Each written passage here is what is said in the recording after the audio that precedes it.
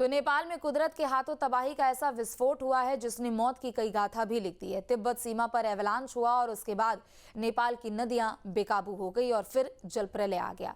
नेपाल से विध्वंस की ऐसी तस्वीरें आ रही है मानो किसी ने पहाड़ों पर मिसाइल पटक दिया हो। आखिर हिमालय इस कदर गुस्से में क्यों है और नेपाल के रास्ते दुनिया को क्या चेतावनी दी जा रही है, देखिए।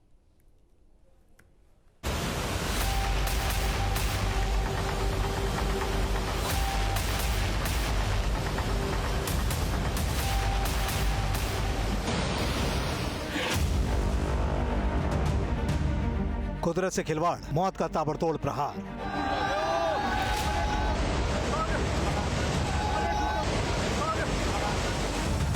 तिब्बत में जल विस्फोट, नेपाल को भारी चोट।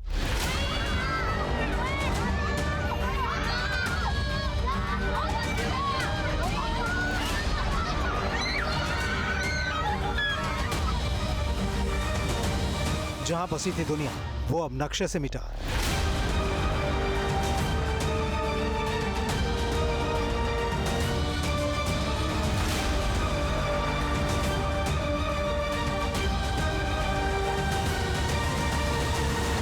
बहे पुल, जमींदोज घर, पहाड़ों पर टूटा कहर।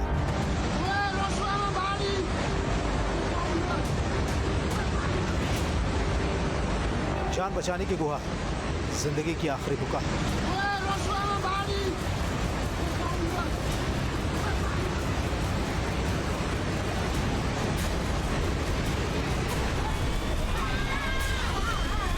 प्रलय की उठी लहर, विध्वंस चारों ओर।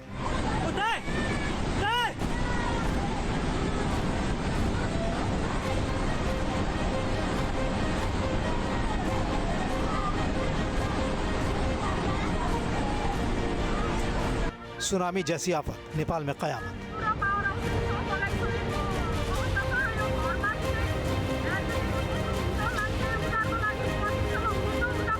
नेपाल में कहर बरपा, कुदरत की चेतावनी या इंसान की लापरवाही।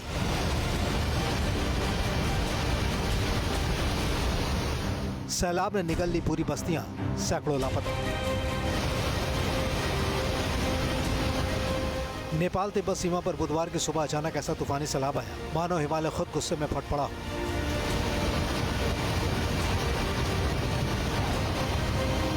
रसुआ जिले के सैफरुपेसी और आसपास के इलाकों में भोटे काशी और लहेंदे खोला नदियों में किसी मिसाइल हथियार की तरह बाढ़ ने गांव के गांव, सड़कें, पुल, होटल और बिजली परियोजनाओं को पल भर में मलबों के ढेर में तब्दील कर दिया।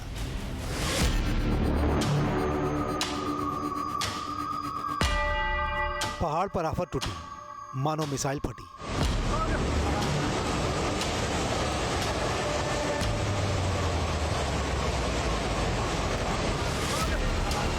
नेपाल की इस तबाही में मौत का आंकड़ा बढ़ता जा रहा है। कई यात्री पर्यटक लापता हैं। इनमें भारतीयों की बड़ी संख्या है। ब्रिटिश, अमेरिकी, मलेशियाई तमाम कई विदेशी भी शामिल हैं। फ्लैश फ्लड का ये वीडियो और भी दर्दनाक है। एक पूरी बिल्डिंग मिट्टी में मिल गई। लहरें इतनी तेज थी कि बहुमंजिला इमारत के परखच्चे उड़ गए। अगर कोई इस घर में मौजूद होगा तो क्या हुआ होगा।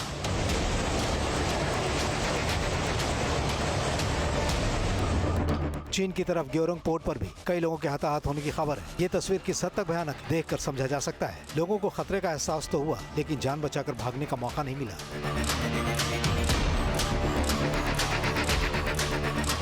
असल में हुआ क्या, इसे जानिए। जानकारी के मुताबिक भूकंप या ग्लेशियर से बर्फ चट्टान का विशाल एवलांच टूटा।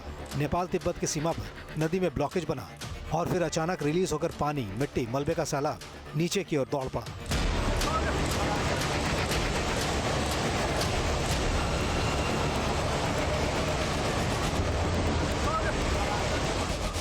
नेपाल में तबाही ग्लेशियर झीलों के फूटने से आई। तबाही का ये वीडियो भी रोंगटे खड़े करने वाला है। मसलन पहले सब कुछ सामान्य लग रहा है लेकिन अचानक नदी में पानी की लहरें अजगर की तरह सिर उठा देती हैं और कुछ ही देर में एक मजबूत पुल दफन हो जाता है।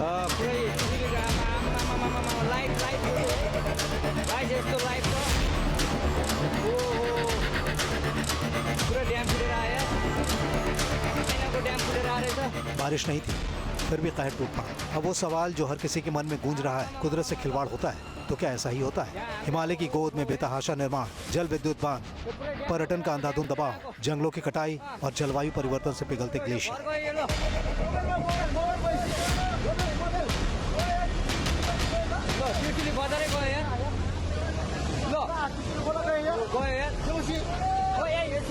क्या इन सब ने मिलकर कुदरत के गुस्से को भड़का दिया है? पिछले साल भी इसी इलाके में ग्लेशियल झील फटने की जैसी घटनाएं हुई थी।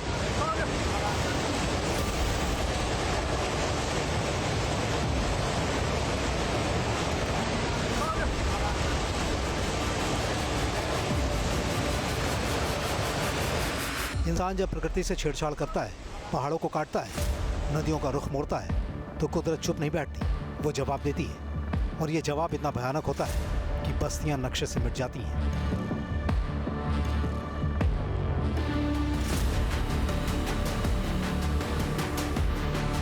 लेकिन सवाल वही, कितने और घर उजड़ेंगे, कितने परिवार हमेशा के लिए बिखर जाएंगे। ये सिर्फ नेपाल की तबाही नहीं, पूरी मानवता के लिए ये खौफनाक चेतावनी है। कुदरत से खिलवाड़ करना बंद करो, वरना अगली बार ये सैलाब आपके दरवाजे पर भी दस्तक दे सकता है।